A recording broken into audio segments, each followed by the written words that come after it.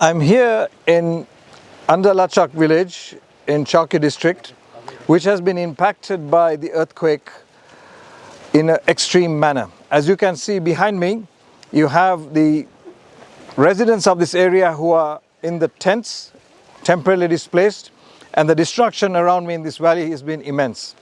Being able to have these tents and the houses and those in the remote villages with adequate winterization that they can survive the winter, that the surviving livestock will not die is a top priority. Next is ensuring continued life-saving assistance to come, but also looking at the recovery and reconstruction of roads, critical infrastructure like water systems, like school buildings and roads to connect to remote areas is also a top priority. The UN and partners right now are going to be looking at the next phase while simultaneously carrying out the life-saving assistance.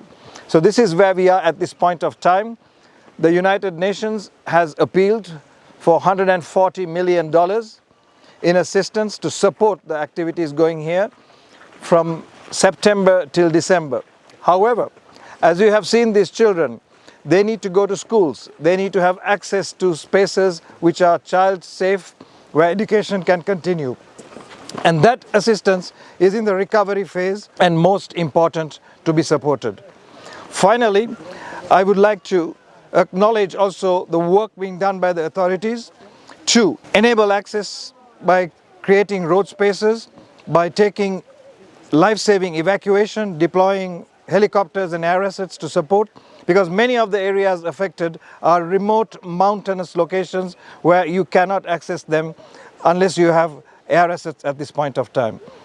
The international community must recognize that Afghanistan is facing another crisis of an earthquake on top of the drought, on top of 2 million Afghan refugees who have come back from Iran and Pakistan. So this is indeed shocks upon shocks, exacerbating the vulnerabilities of Afghan communities. I thank you for what has been a robust demonstration of support from the region and beyond for this earthquake, but much needs to be done and we are a race against time with the winter approaching.